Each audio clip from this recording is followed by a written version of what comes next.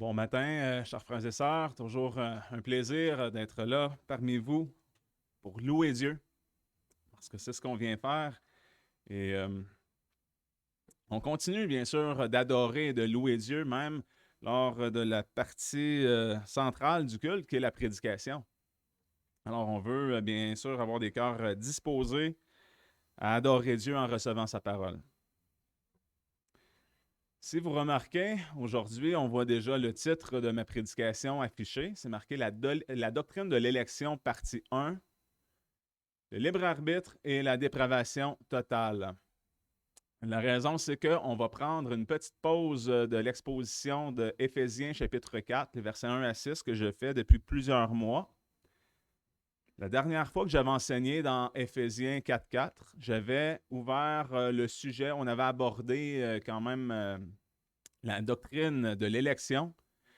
Et je me suis dit, eh bien, là, une occasion d'ouvrir une parenthèse. Alors, on n'abandonne pas Éphésiens. On va, euh, on va tout simplement prendre un petit détour pour regarder plus en profondeur cette doctrine-là, la doctrine de l'élection, qui est selon moi très importante à comprendre. Je sais qu'il y a notre frère aussi, Pascal Boulot, qui enseigne sur ce sujet-là en nous expliquant plusieurs points du calvinisme. Mais je vais aborder peut-être une approche différente, peut-être un peu plus apologétique, où on va tenter de répondre à des objections, des fois philosophiques, qui peuvent être apportées, regarder plus profondément, peut-être dans les Écritures aussi, les versets qui sont utilisés par l'autre partie, par ceux qui s'opposent à cette doctrine-là. Et c'est ce qu'on va faire lors de cette série sur la doctrine de l'élection.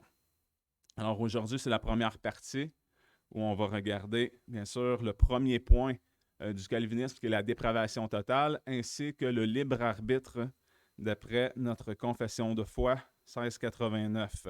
Mais avant de commencer quoi que ce soit d'autre, nous allons nous courber dans un instant de prière pour remettre ça devant Dieu.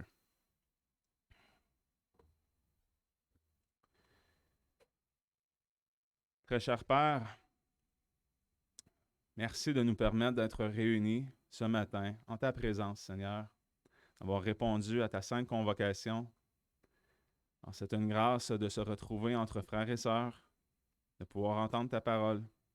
Puisses-tu, Seigneur, me permettre de bien la communiquer, car l'important, c'est que la vérité soit prêchée, car on veut t'adorer en esprit et en vérité comme tu le mérites, Seigneur.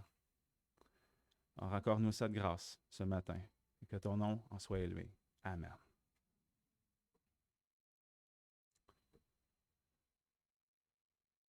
Le texte principal qui va, dans le fond, démarrer chacune des parties se retrouve aussi dans Éphésiens.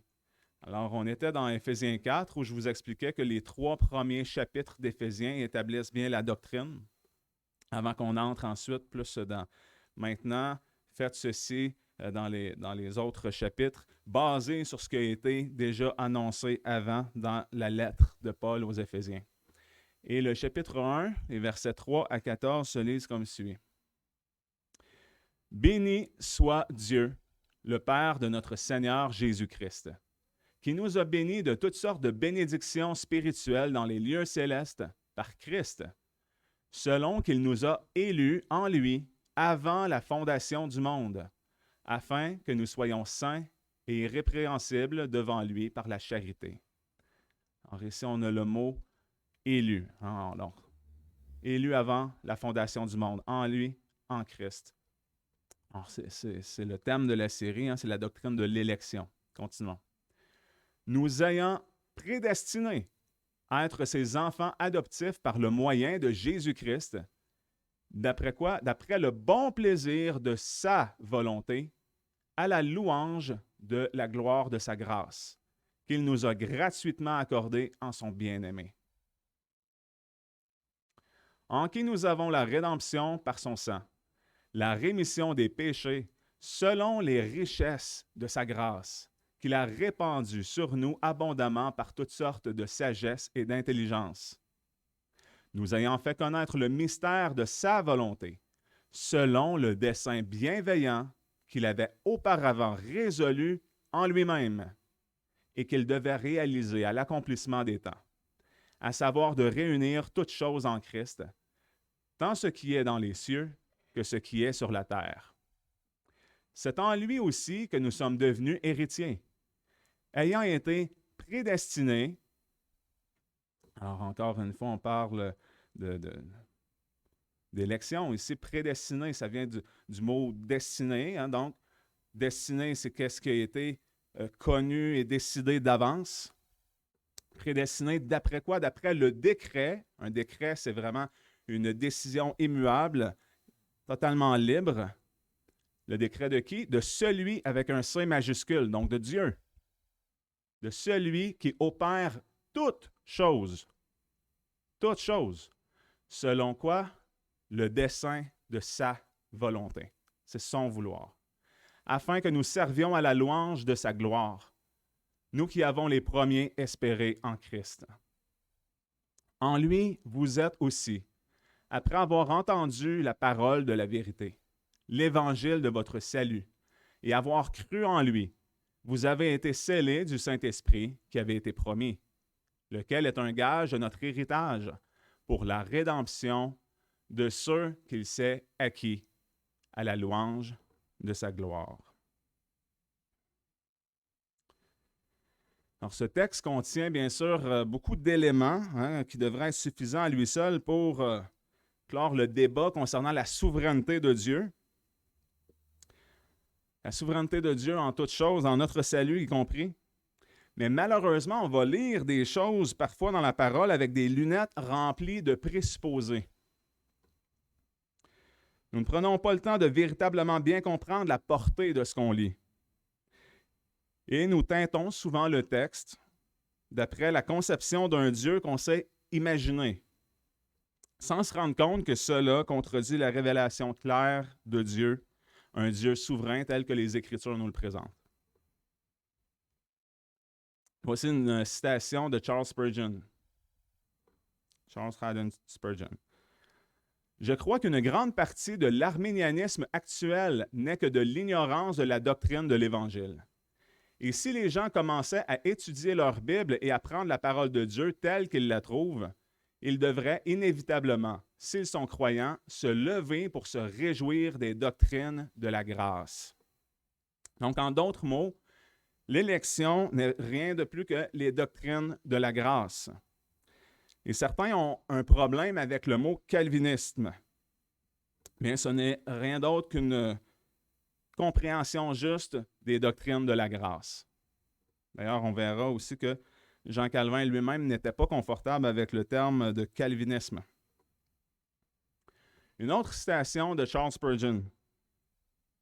Parlant des Arméniens, ça c'est ceux qui sont à l'opposé des calvinistes, Whitefield a dit « Nous sommes tous nés arméniens. C'est la grâce de Dieu qui nous transforme en calvinistes, la grâce qui fait de nous des chrétiens, la grâce qui nous rend libres et nous fait connaître notre opposition dans le Christ Jésus. »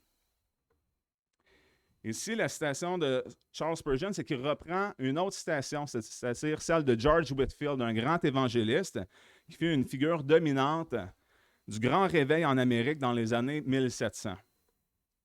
Quand il dit « Nous sommes tous nés arméniens ». Et pourtant, George Whitefield était un évangéliste, mais un grand défenseur du calvinisme. Et cette citation bien, est reprise par Charles Spurgeon qui va ensuite la développer en disant que c'est par grâce qu'on devient calviniste, c'est-à-dire qu'on comprend toute la souveraineté de Dieu. Et j'aime particulièrement, moi, cette citation-là, quand il dit « Nous sommes tous nés arméniens ». Parce que, vous savez quoi? J'étais de ce nombre. Je me reconnais tellement dans ça parce que j'étais moi-même un défenseur de l'arménianisme. Si je me souviens de plusieurs années, dans les débuts de ma vie chrétienne, pour ceux qui veulent mieux me connaître, là, j'ai toujours eu un tempérament un petit peu batailleur. J'ai fait de la boxe, j'ai fait de la lutte, tout ça. Et Dans l'arène théologique, c'était un peu la même chose. J'évitais rarement les débats, les confrontations, et j'avais pondu un document de 14 pages pour défendre l'arménianisme dans ces années-là, lorsque j'avais été confronté pour la première fois à la doctrine calviniste. Ça m'avait tellement horrifié que je m'étais dit, voyons donc, ça ne se peut pas que Dieu soit souverain à ce point-là. Alors, je m'étais mis à tout éplucher la Bible, puis selon la compréhension arménienne que j'avais à l'époque, et j'avais écrit un document de 14 pages que j'avais ensuite donné à des frères dans mon entourage qui étaient calvinistes. Et il y en a un frère que vous connaissez bien, qui s'appelle Alexandre Grondin, qui s'est déjà réuni ici parmi nous, qui a pris le temps de reprendre mon document et point par point, verset par verset, page par page, il m'a réécrit une réponse pour réfuter tout ce que j'avais écrit. Et Alexandre, il était assez sage, puis il me connaissait assez à cette époque-là pour inclure à la fin de son document de ne pas lui répondre. Parce qu'il savait qu'avec moi, il n'était pas sorti du bois. Parce que j'aurais fait un document peut-être de 28 pages après pour répondre à son document à lui. Et là, vu qu'il m'avait dit, on clôt le débat là, je t'ai fait une réponse, si tu veux qu'on en discute de vive voix, on en discutera, mais commence pas à me relancer avec un autre document.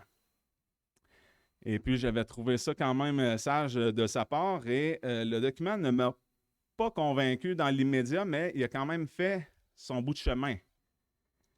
Je l'ai lu, je l'ai considéré quelque peu, mais je l'ai retassé, puis j'étais encore convaincu de ma position. Mais Dieu s'est quand même servi de ça au fil du temps. Et je me souviens aussi d'avoir, à un moment donné, été hospitalisé. Puis à ce moment-là, j'ai deux frères, dont Alexandre, puis un autre frère que vous connaissez peut-être, Pascal Bellil, qui était venu me visiter. Puis ils m'ont apporté un petit livre de Charles Spurgeon, justement, qu'on a cité. Et puis, qui m'avait laissé ça pendant que j'étais à l'hôpital. Puis là, je vous dis que ça a commencé à faire plus de chemin dans mon esprit après avoir lu Spurgeon sur le sujet.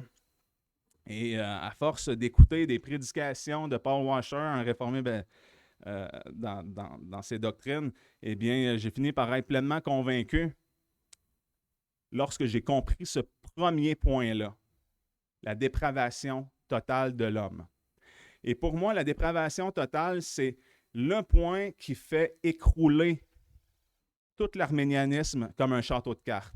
Vous savez, la structure d'un château de cartes,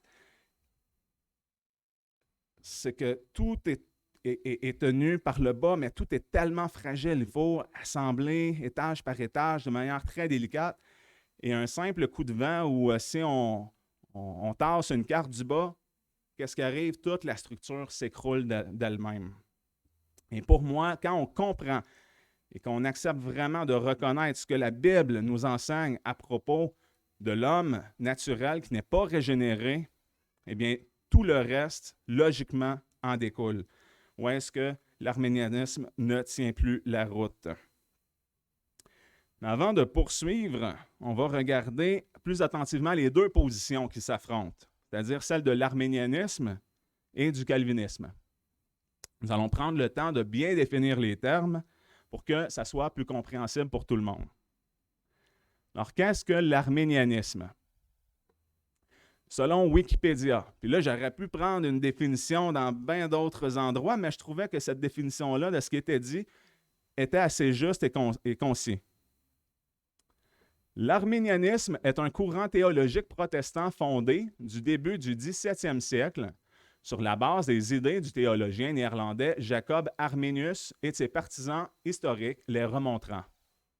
L'arménianisme fut originellement articulé dans une remontrance en 1610, adressée aux États de Hollande. Celle-ci exprimait une tentative de modération des doctrines du calvinisme, notamment sur l'interprétation de la prédestination. L'arménianisme fut développé par plusieurs théologiens, notamment Arminius pour ce qui est de l'arménianisme classique et John Wesley pour ce qui est de l'arménianisme wesleyen. Les vues arméniennes les plus centrales sont que la grâce divine préparant la régénération est universelle et que la grâce justifiante autorisant la régénération est résistible. Ce qui est contraire à la grâce irrésistible, le quatrième point du calvinisme. Donc, les remontrants ici ont catégorisé leur doctrine en 5 articles. Le premier, c'est la dépravation partielle. Vous voyez que c'est le contraire de ce que je vais enseigner ce matin, que la dépravation totale. La dépravation partielle est que l'humanité est dépravée, mais peut encore chercher Dieu. Nous sommes déchus et entachés par le péché, mais pas au point de ne pas pouvoir choisir de venir à Dieu et d'accepter le salut. Et selon Wesley, il y a une grâce prévenante qui peut venir contribuer. Le deuxième point, c'est l'élection conditionnelle, hein, bien sûr selon les remontrants, les Arméniens. Dieu ne choisit, là je le mets en guillemets, que ceux dont il sait qu'ils choisiront de croire. Personne n'est prédéterminé pour le paradis ou l'enfer. Et pourquoi je mets « choisi » entre guillemets? Eh bien, ça devient un petit peu ridicule de parler d'élection et de choix de Dieu si finalement le choix de Dieu il est déterminé par notre choix à nous. Fait que finalement, c'est nous qui choisissons, et non pas Dieu qui choisit. L'expiation limitée, le troisième point. Jésus est mort pour tous, même pour ceux qui n'ont pas été choisis et qui ne croiront pas. La mort de Jésus était pour toute l'humanité, et n'importe qui peut croire et être sauvé. Quatrième point, toujours selon la doctrine arménienne. La grâce résistible. Il est possible de résister à l'appel de Dieu, à être sauvé et de le rejeter. Et le cinquième point, qui est le salut conditionnel, qui appelle aussi chute de la grâce. Le chrétien peut perdre son salut. Il doit s'efforcer à maintenir son salut, car il peut à tout moment déchoir de la grâce de Dieu. De leur côté, les calvinistes n'avaient pas élaboré 5 points au départ, mais ils avaient plutôt articulé leur compréhension de comment le salut se produit sous la souveraineté de Dieu. C'est par la suite, en réponse aux 5 articles des remontrants, que les calvinistes ont riposté avec 5 points. Les 5 points, c'est la dépravation totale, l'élection inconditionnelle, l'expiation limitée ou qu'on pourrait appeler rédemption particulière. J'aime mieux utiliser ce terme-là, mais à des fins de garder l'acronyme qu'on va voir plus tard, eh bien, on va dire expiation limitée. Le quatrième point, la grâce irrésistible. Et cinquièmement, la persévérance des saints. En anglais, pour se souvenir de tout ça, eh bien, il y a l'acronyme TULIP. Parce que les 5 principes du calvinisme ont été articulés par le synode de Dort en 1618-1619. Et c'est résumé comme suit en anglais. T pour Total Depravity, la dépravation totale. U, Unconditional Election, élection inconditionnelle. L, Limited Atonement, qui est l'expiation limitée, ou ce que je disais aussi, rédemption particulière. Le I, Irresistible Grace, la grâce irrésistible. Et P pour Perseverance of the Saints, la persévérance des saints. Alors, comme vous pouvez le voir, c'est totalement l'inverse de ce que les Arméniens affirment. Et pour mieux vous résumer la différence entre les deux, je vais laisser la parole au théologien John Piper, qui a vulgarisé le tout ainsi. Pour le point de la dépravation, le calvinisme dit que les gens sont si dépravés et rebelles qu'ils sont incapables de faire confiance à Dieu sans son œuvre spéciale de grâce pour changer leur cœur, afin qu'ils croient nécessairement et volontairement, librement. Donc, les calvinistes ne nient pas que nous sommes sauvés par la foi seule. Au contraire, on le dit qu'il faut croire. Mais si on croit, eh bien, ce n'est pas parce qu'on a été plus perspicace par nous-mêmes, là. C'est que Dieu il a vraiment fait une œuvre spéciale en nous pour nous changer. Parce que l'homme naturel est tellement dépravé qu'il ne peut pas par lui-même faire confiance à Dieu. Selon les Arméniens, ils vont dire qu'en ce qui concerne la dépravation, les gens sont dépravés et corrompus, mais ils sont capables de donner l'impulsion décisive pour faire confiance à Dieu, avec l'assistance divine générale que Dieu donne à chacun. Concernant la doctrine de l'élection, le calvinisme dit que nous sommes choisis. Dieu choisit inconditionnellement ceux qu'il amènera miséricordieusement à la foi et ceux qu'il laissera à juste titre dans leur rébellion. J'aime bien qu'il spécifie à juste titre, parce que Dieu n'est pas forcé de rien, là. C'est nous qui sommes coupables d'avoir péché. Les Arméniens disent que Dieu nous a choisis, mais pour ramener au salut tous ceux en qui il voyait d'avance, c'est-à-dire Dieu a choisi, mais seulement ceux qu'il a vus dans le corridor du temps, qu'ils croiraient en apportant leur propre foi et en fournissant eux-mêmes l'impulsion décisive. Dans ces cas-là, Dieu ne produit pas de manière décisive la foi qu'il prévoit. Ça vient de l'homme.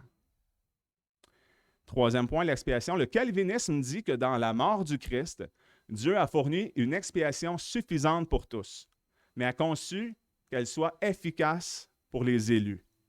Ce qui signifie que la mort du Christ a acheté pour eux la promesse de la nouvelle alliance que Dieu apporterait à son peuple la foi et la persévérance. Les Arméniens disent que dans la mort du Christ, Dieu a fourni une expiation suffisante pour tous et a conçu pour qu'elle devienne efficace en vertu de la foi pour laquelle nous, et non le Christ, fournissons l'impulsion décisive. Cela signifie que la foi elle-même n'est pas achetée par la croix, mais qu'elle est le moyen humain d'obtenir ce que la croix a acheté, à savoir le pardon des péchés. La nouvelle naissance. Les calvinistes disent que la nouvelle naissance est l'œuvre de renouveau de Dieu dans nos cœurs qui entraîne nécessairement l'acte d'une foi volontaire, chaleureuse et salvatrice. Pour les Arméniens, ils disent que la nouvelle naissance est l'œuvre de renouveau de Dieu dans nos cœurs en réponse à notre propre acte de foi salvatrice. Donc, il y a une différence majeure. Pour la persévérance, les calvinistes disent que Dieu travaille infailliblement pour nous préserver dans la foi. Nous tous qui sommes véritablement nés de nouveau et que personne n'est jamais perdu s'il est véritablement né de Dieu. Pourquoi il dit véritablement né de Dieu? Parce qu'il y en a qu'on sait qui peuvent avoir l'air d'être nés de nouveau pour un certain temps, mais ils vont peut-être abandonner la foi en cours de route, quitter l'Église. Et cela ne fait que nous démontrer qu'ils n'étaient pas réellement nés de nouveau. Mais pour ceux qui sont véritablement nés de nouveau, il n'y a rien qui va les séparer de l'amour de Dieu. Ils sont gardés par la main puissante du Seigneur. Nul ne peut lui ouvrir la main et lui ravir les brebis qu'il a acquis. Pour les Arméniens, ils disent que Dieu œuvre pour préserver son peuple, mais il n'empêche pas toujours ceux qui sont nés de nouveau de sombrer dans la destruction. Donc, Dieu pourrait laisser aller les enfants qu'il a adoptés aller périr dans les temps de feu pour l'éternité, dans des tourments.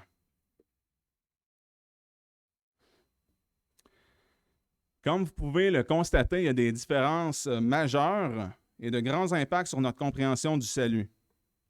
Puisque, outre le fonctionnement du salut, la position à laquelle on adhère dans ce débat-là va affecter notre compréhension de qui est Dieu, sur tous ses attributs. Parce que les Arméniens vont souvent concevoir Dieu d'une manière à se dire qu'il est tellement important que Dieu donne la capacité, la liberté de choisir et de faire le bien à tous, que ça fait pratiquement de cette liberté-là le plus grand cadeau que Dieu peut nous donner, là. Mais je vous dis que le plus grand cadeau qu'il nous a donné, c'est lui-même. Il nous a donné son Fils. Voilà comment Dieu a fait éclater son amour. Mais selon les Arméniens, un Dieu qui est entièrement souverain, tel que décrit par les calvinistes, ne peut pas être un Dieu d'amour. Pourquoi? Parce qu'il serait cruel. Il serait cruel de punir ceux qu'il n'a pas choisis. Mais moi, je vous dirais, qu'est-ce qu'on mérite? Que méritons-nous vraiment? Notre péché, le salaire, c'est la mort. Il ne faut pas estimer autre chose que Dieu a une quelconque obligation de nous sauver. On a péché, on doit payer la dette. Et si certains n'ont pas une dette à payer, c'est par pure grâce. C'est parce que la dette a été payée par quelqu'un d'autre qui est Jésus-Christ. Et Dieu n'était pas dans l'obligation de quoi que ce soit, de sauver qui que ce soit, mais dans sa pure grâce, il l'a fait. Il nous a donné ce qu'on ne méritait pas. Et selon les Arméniens, bien, Dieu ne pourrait pas être un Dieu juste. Parce qu'il dirait, bien, pourquoi est-ce qu'il donne à un et il ne donne pas à l'autre? Bien, il faut mal comprendre la justice de Dieu pour en arriver à une telle conclusion. Mais c'est une conclusion logique que les êtres humains arrivent souvent dans leur raisonnement faillible et mauvais souvent. On va confondre la justice et l'équité. C'est comme si on obligerait Dieu à aimer puis à traiter tout le monde pareil, égal. Mais ce n'est pas ça la vraie définition de la justice de Dieu. Parce que de toute manière, si on fait juste regarder autour de nous, depuis que le monde existe, on sait très bien que ce n'est pas entièrement équitable. La vie n'est pas entièrement équitable pour tout le monde. Avez-vous choisi de naître là où vous êtes né? Avez-vous choisi votre grandeur? Il y en a qui sont nés plus petits, il y en a qui sont nés plus grands, il y en a qui sont plus beaux, qui sont plus riches, il y en a qui sont nés dans des pays où ils n'ont pratiquement jamais entendu parler de l'Évangile, qui sont nés endoctrinés dans une autre religion, qui sont musulmans, hindous ou peu importe. On n'a pas choisi l'époque à laquelle on est né. On n'a pas choisi nos parents. Avez-vous choisi la couleur de vos cheveux, de vos yeux? Vous n'avez pas choisi grand-chose. Alors, on sait que la vie n'est pas équitable vraiment à 100% pour tout le monde. Il y en a qui sont nés avec des handicaps physiques. Il y en a qui sont nés avec une pleine santé. Comme on l'a vu dans le catéchisme, il faut aussi trouver le contentement dans ce que Dieu nous accorde, dans ce que Dieu nous donne. Mais on ne peut pas prétendre que tout est égal pour tout le monde ici-bas. Et moi, bien, justement, j'étais vraiment dans ces accusations-là autrefois, où je me disais, Dieu ne peut pas être un Dieu d'amour s'il est complètement souverain, puis Dieu est injuste. Je me souviens que j'avais évangélisé un homme que j'avais croisé au gym où je m'entraînais. Et puis, à cette époque-là, j'étais arménien. Et puis, il s'appelait Daniel. Et il avait vraiment une grande soif pour apprendre les Saintes Écritures. Puis il venait chez moi, puis il passait des journées entières, du matin des fois jusqu'au soir. Il dînait, soupait avec moi, puis on parlait de la parole de Dieu. Puis je lui donnais des lectures, des vidéos à écouter, puis tout ça. Et je me souviens d'une fois que j'avais dit à mon ami Daniel, si Dieu était le Dieu tel que le décrit les calvinistes, je serais contre Dieu. J'étais allé à dire un blasphème comme ça. Ça vous démontre juste, ça, je vous dis que c'est probablement le top 1 des choses que j'ai dit dans ma vie que je regrette, là.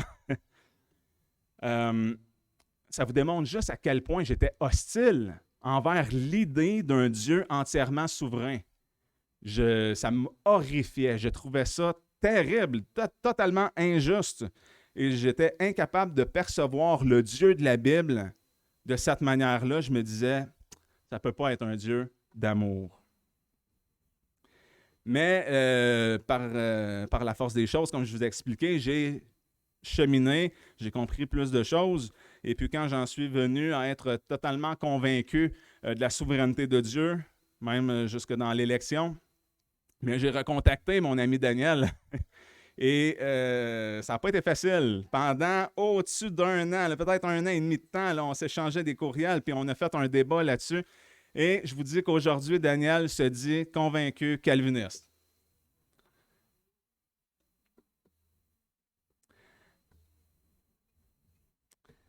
Dans la courte série que je vais vous présenter, puis là, j'ai écrit ça dans cette courte série, puis je me fais rire moi-même. On dirait qu'à chaque fois que je vais aborder un sujet, je me dis toujours, je vais faire 2 prêches sur le sujet. Puis en écrivant, je me rends compte qu'il y a tellement de choses à dire, puis tellement de choses à répondre, que je finis par faire une série de 5 prédications. En tout cas, là, je suis rendu à 5. Ça va peut-être être plus, je ne sais pas, mais ça va être minimum à être 5 prédications sur le sujet de l'élection. Oups, on a perdu le... Pas de problème. On retourne. Voilà. Donc, je reprends. Alors, je vais répondre dans cette série-là de 5 prédications par les Écritures saintes, par la logique également, aux objections soulevées par les Arméniens. Fait qu'on va vraiment aller en profondeur, on va regarder tout ça. S'il y a des objections qui vous traversent l'esprit, je risque de les aborder en cours de route, parce qu'on va regarder ça pendant quand même assez longtemps, mais on va faire le tour, on va vraiment aller en profondeur. Et puis, je vais vous tâcher de vous démontrer par l'usage de la philosophie, de la raison, ainsi que par la parole de Dieu, c'est ça qui prime, la nécessité d'un Dieu qui est entièrement souverain, la nécessité d'un Dieu qui nous sauve, pas à 99%, mais qui nous sauve complètement de A jusqu'à Z. Et que l'homme est moralement responsable malgré son incapacité à vouloir et faire le bien par lui-même, dans son état charnel, avant d'être régénéré. Alors, avant de revenir sur chacun des points soulevés par les Arméniens qui attaquent la souveraineté, l'amour, la justice de Dieu, en pensant démontrer par ces accusations-là que le calvinisme ne tient pas la route, puis que le Dieu de la Bible correspond à leur propre conception d'un Dieu d'amour ou d'un Dieu juste, je vais prendre le temps d'examiner avec vous notre confession de foi, la confession 1689. Et plus que ça encore, nous allons regarder au complet les textes des Saintes Écritures qui sont utilisés dans cette confession de foi-là pour appuyer chacun des points affirmés. Mais premièrement, 45 ans avant la deuxième confession de foi baptiste de Londres de 1689, il y a eu la première confession de foi baptiste de Londres de 1644. Et regardez ce que dit la confession de foi 1644 au point 5. Toute l'humanité, ainsi déchue, est entièrement morte dans ses péchés et ses transgressions, soumise de par ses transgressions à la colère éternelle du Dieu Tout-Puissant.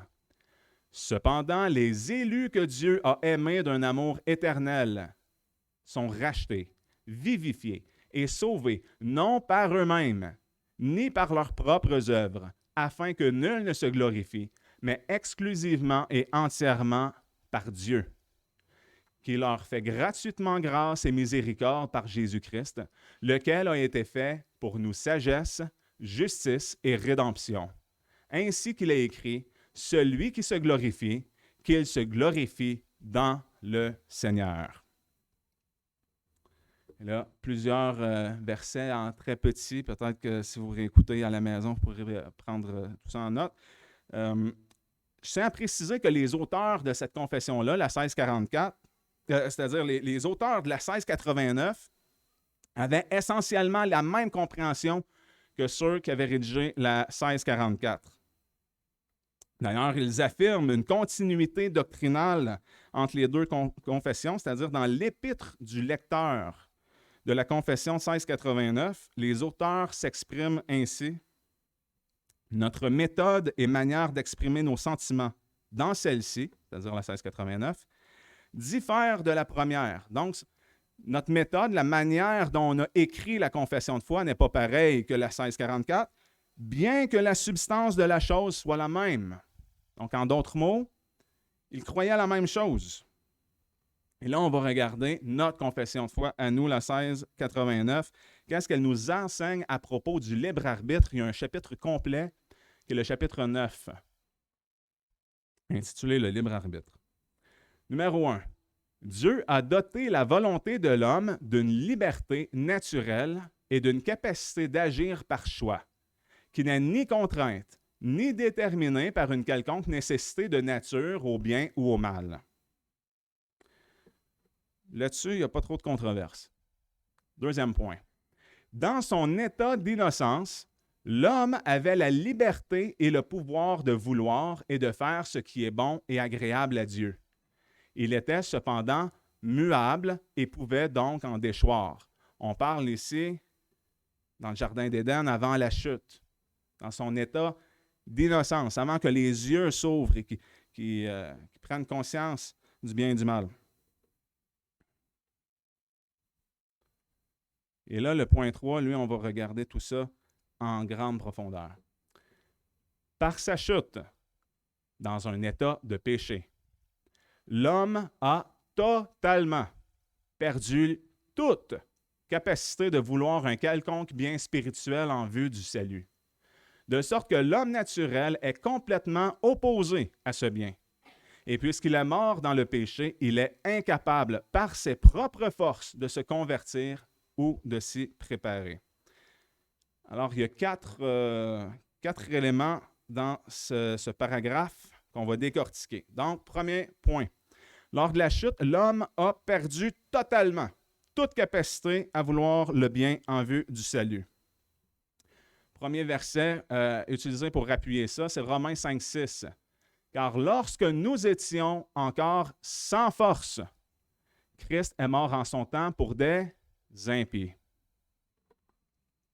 Donc, ça nous dit ici que nous étions sans force. Et Christ est mort pour des impies. Alors, qu'est-ce qu'un impie? En grec, le mot impie est asebas, qui signifie une personne démunie de révérence envers Dieu, celui qui condamne Dieu. Un impie, ce n'est pas quelqu'un qui est neutre. Le nouveau dictionnaire biblique illustré d'Emmaüs nous donne cette définition de l'impie. L'impie ne reconnaît pas l'existence de Dieu ou ne croit pas en lui. Comme il oublie Dieu, le tient pour rien, l'impie devient moqueur, marchant selon ses propres convoitises. Il n'obéit pas au commandement divin, car il hait la discipline. L'impie peut s'opposer vivement à Dieu ou, au contraire, faire preuve de passivité et d'indifférence.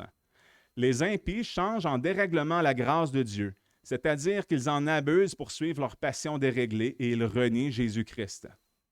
Dieu juge et détruit l'impie.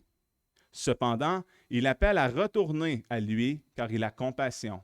La loi n'est pas faite pour le juste, mais pour les impies. Jésus-Christ est mort pour les impies, il les justifie.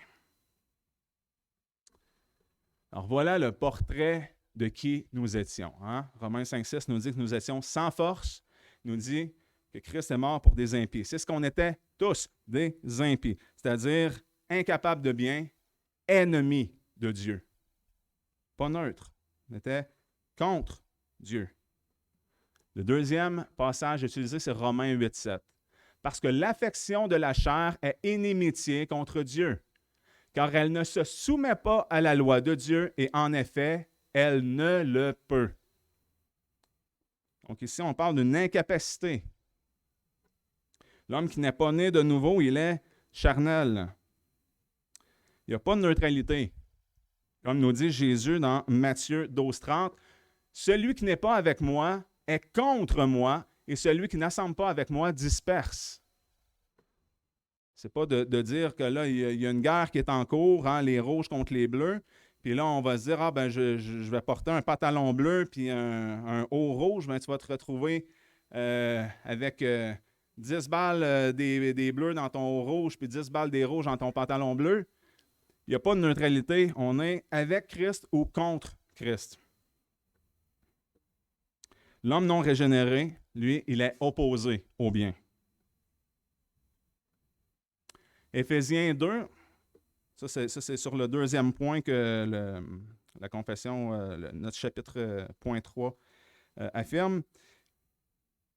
Éphésiens 2, les versets 1 à 5. « Et vous étiez morts dans vos fautes et dans vos péchés, dans lesquels vous avez marché autrefois, selon le train de ce monde, selon le prince de la puissance de l'air, de cet esprit qui agit maintenant dans les fils de la rébellion, parmi lesquels nous vivions tous autrefois, selon les convoitises de notre chair, accomplissant les désirs de la chair et de nos pensées. Et nous étions par nature des enfants de colère, comme les autres. Mais Dieu, qui est riche en miséricorde, à cause de la grande charité dont il nous a aimés, lorsque nous étions morts dans nos fautes, nous a rendus à la vie ensemble en Christ. C'est par grâce que vous êtes sauvés. » Puisque l'homme est spirituellement mort, pas simplement malade ou vraiment mal en point, mais complètement mort. Il est incapable, par ses propres forces, de se convertir. Et pourquoi il ne peut pas se convertir par ses propres forces? Il n'y en a pas de force. Il est mort, complètement mort. Il y a un documentaire qui s'appelle Amazing Grace, The History and Theology of Calvinism. Donc, si je vous le traduis, là, Amazing Grace, l'histoire et la théologie du calvinisme, qui a été réalisé par Eric Holmberg du Apologetics Group. Et ce même gars-là, lui, il avait réalisé une série intitulée Hell's Bells, en référence à une chanson du groupe rock AC/DC. Hell's Bells, c'est les cloches de l'enfer. Et il voulait dénoncer l'influence satanique de la musique qu'il y avait dans le monde.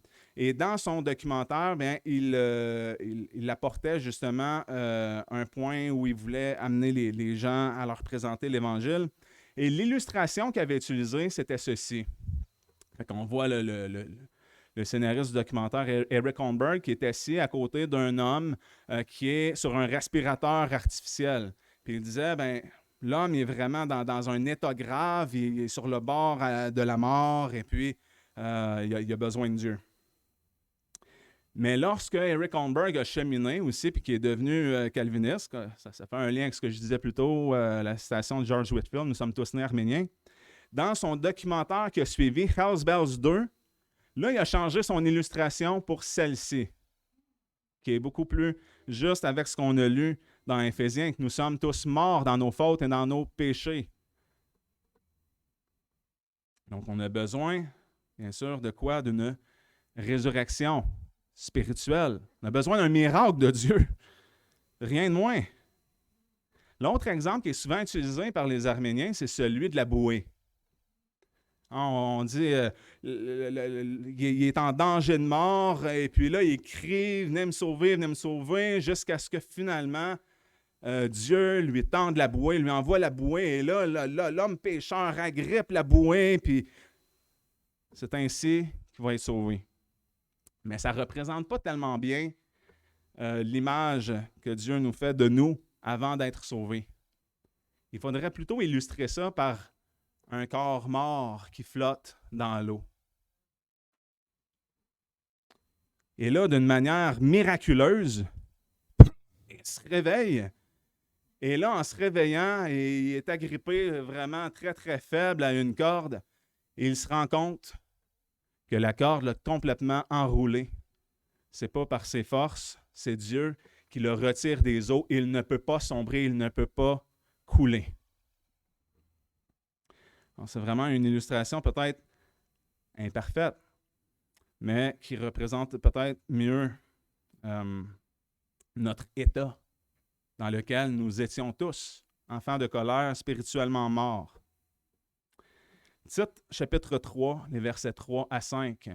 « Car nous aussi, nous étions autrefois insensés, désobéissants, égarés, assujettis à des passions et à des voluptés diverses, vivant dans la malice et dans l'envie, dignes de haine et nous haïssant les uns les autres.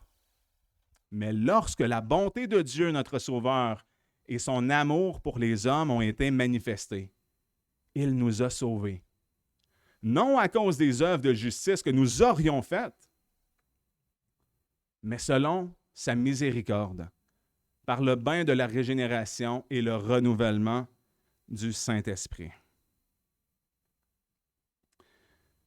Ici, on a une référence aussi au baptême. Si on fait une récapitulation, la Bible nous présente, et vous pourrez aller revoir les versets qui sont là pour appuyer chaque point. Nous sommes pécheurs, impies, incapables de bien, ennemis de Dieu, morts spirituellement,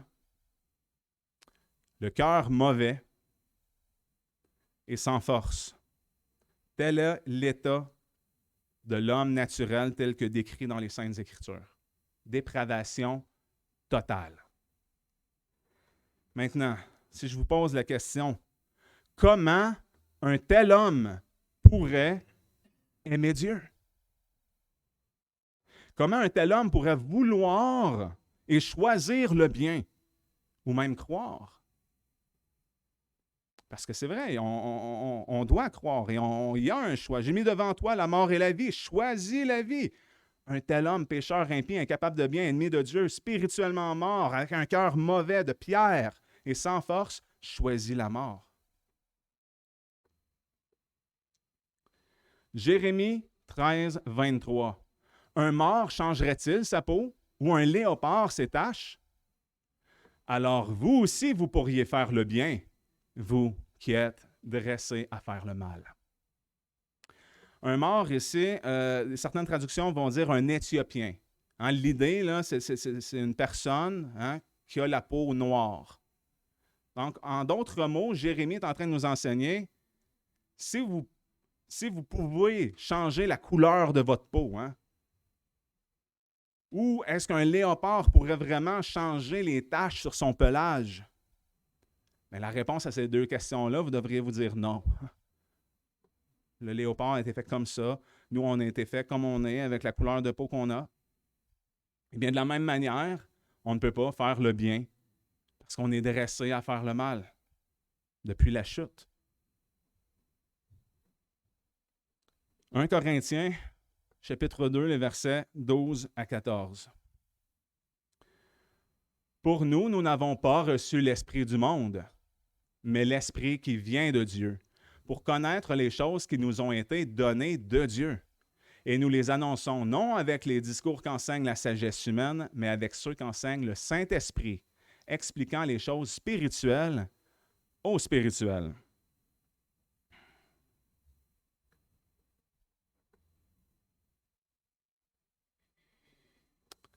Or, l'homme animal, c'est l'homme qui n'est pas régénéré.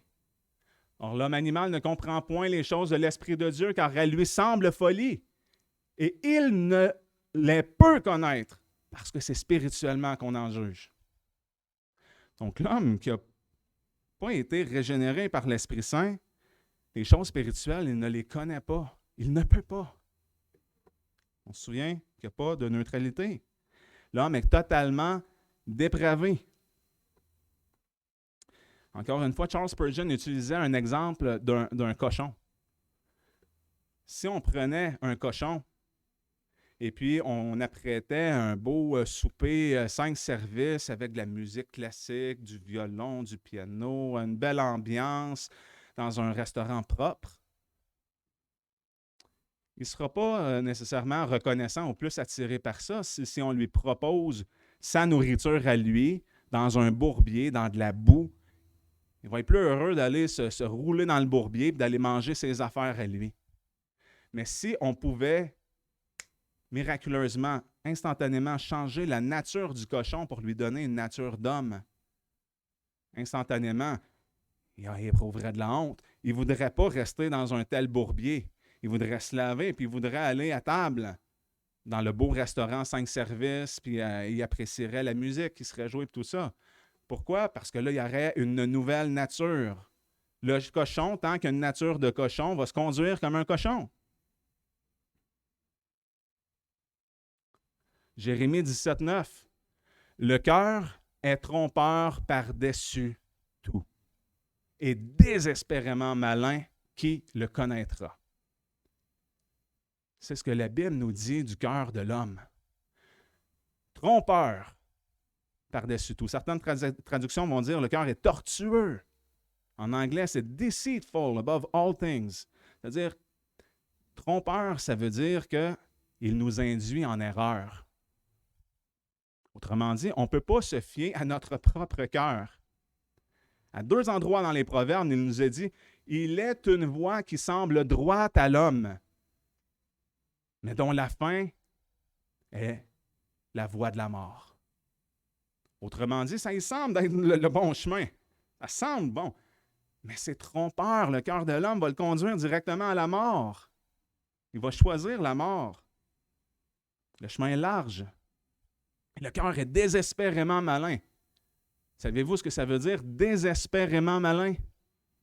Mauvais. Mais mauvais à un tel point qu'il n'y a pas d'espoir.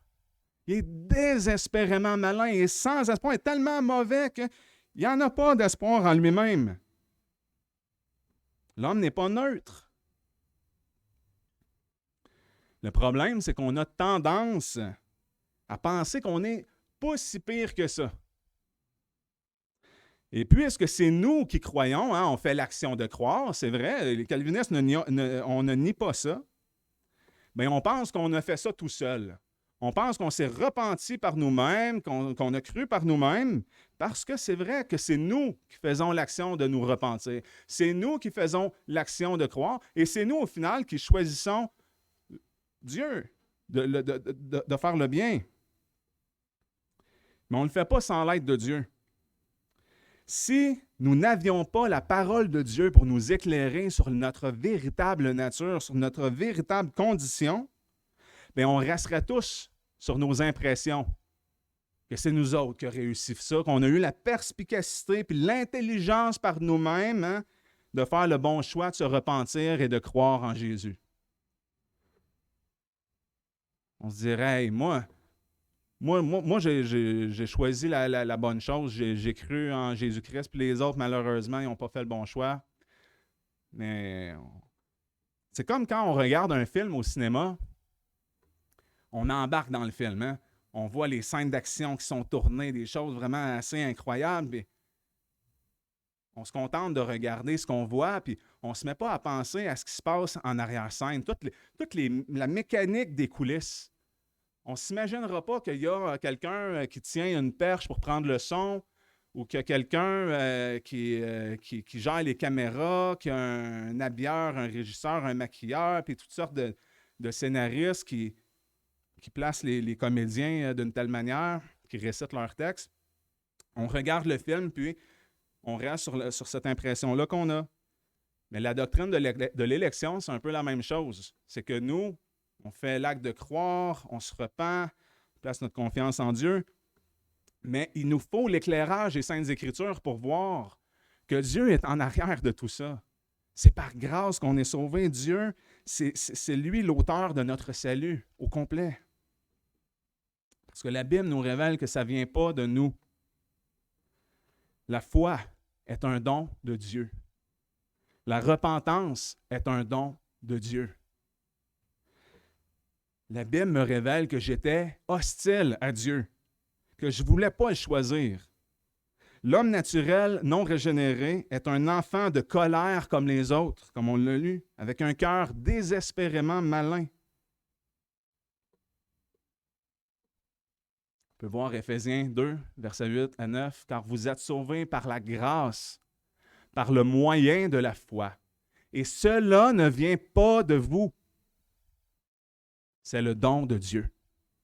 Ce n'est point par les œuvres afin que personne ne se glorifie. » Même pas une petite parcelle de dire « Ah, mais non, Dieu, il a tout fait. Il a tout rendu possible. Mais il manquait quand même mon pas de foi à moi. » C'est pas ça qu'on se dit. La gloire est à Dieu de A à Z. Soli Deo gloria. La gloire de Dieu seul. Ah. Oh, excusez.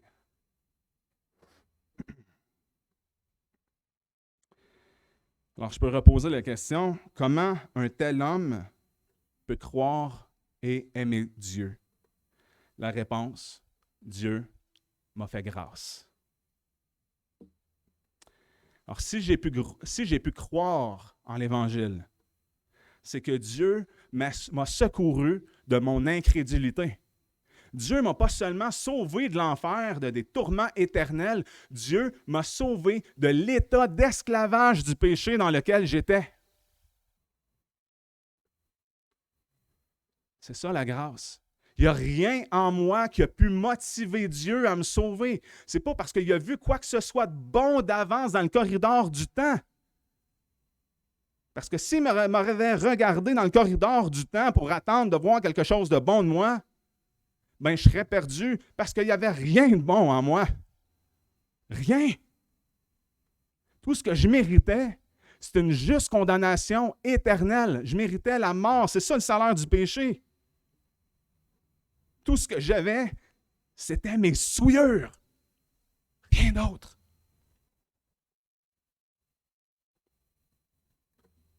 Rien dans les mains, je m'approche. Et seulement à la croix, je m'accroche. Dieu m'a sauvé alors que je ne le cherchais même pas. Romains 3, les versets 11 et 12. Il n'y a personne qui ait de l'intelligence. Il n'y en a point qui cherche Dieu. Tous se sont égarés et se sont tous ensemble corrompus. Il n'y en a point qui fasse le bien, non pas même un seul. J'étais perdu. J'étais pécheur.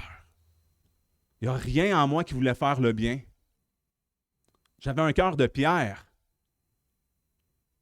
Souvenez-vous des paroles de Jésus à Nicodème dans Jean 3. Hein? Si un homme ne naît de nouveau, il ne peut voir le royaume de Dieu. Pourquoi? On est mort, on est tous morts dans nos fautes, dans nos péchés. On a besoin que Dieu nous vivifie. C'est ça la nouvelle naissance. La nouvelle naissance, c'est une résurrection spirituelle. Mais gloire soit rendue à Dieu, qui dans son amour éternel, par sa pure grâce, il m'a transformé. Dieu a ôté mon cœur de pierre. Il m'a donné un cœur de chair. Hein? Un cœur de pierre, ça ne réagit pas, c'est inerte. Il m'a donné un cœur de chair, de sorte à ce que je veuille choisir la vie, que je veuille me repentir de mes péchés, que je veuille croire en Jésus-Christ et lui obéir. D'ailleurs, de croire en Jésus-Christ, c'est un commandement. Obéissez à l'Évangile, soyez baptisés. Ainsi, je peux dire que je crois en toi, Seigneur Jésus, par la grâce de Dieu. Donc, nous sommes sauvés, non pas par nos œuvres, mais par le moyen de la foi seule. Et la foi vient de ce qu'on entend. Et ce qu'on entend vient de quoi? De la parole de Dieu.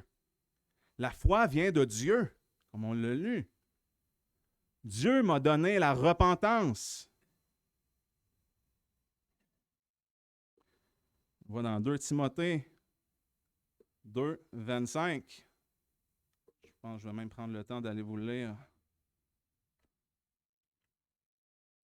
2 Timothée 2, 25.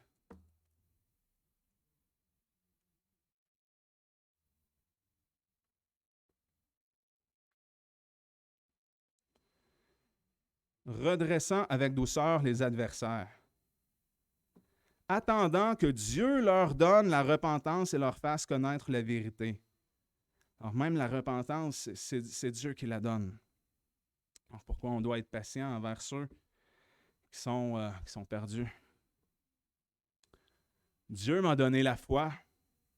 Dieu m'a donné des oreilles pour entendre et des yeux pour voir. Dieu m'a donné un cœur de chair. Dieu m'a donné une nouvelle vie en Christ par son Esprit Saint.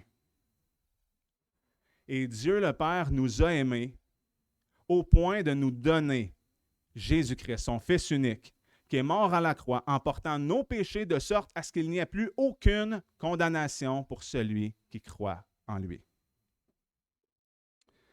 Le pécheur est sauvé par grâce. Celui qui est sauvé par grâce ne peut qu'humblement s'approcher au pied de la croix, les mains complètement vides et dire « Merci Seigneur. Merci d'avoir sauvé un misérable pécheur comme moi. » Alors voilà la doctrine de la grâce. Courbons-nous et prions.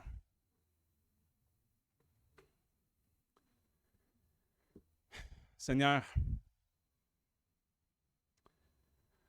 je sais qu'il n'y a rien en moi qui aurait pu te motiver d'une quelconque manière à me donner le plus grand des cadeaux, à m'offrir en sacrifice ton Fils unique, à manifester ton grand amour. Si tu l'as fait, bien sûr, c'est parce que toi, tu es amour, Seigneur. Pas parce que moi, j'aurais fait quoi que ce soit de bon ou de méritant. Je ne méritais qu'une juste condamnation. Mais tu m'as fait grâce, Seigneur. Merci, Seigneur. Moi qui étais perdu, qui étais sans Dieu, étranger aux promesses. Je ne peux qu'être ramené humblement au pied de la croix de ton Fils. Merci, mon Dieu, pour un tel amour. Merci, Seigneur, d'avoir pourvu un sacrifice parfait et efficace. Merci, Seigneur Jésus, d'avoir parfaitement obéi, d'avoir porté mes péchés, d'avoir bu la coupe de la colère de Dieu à ma place et de m'accorder ainsi la vie éternelle en toi. Sois loué, mon Dieu, pour toujours.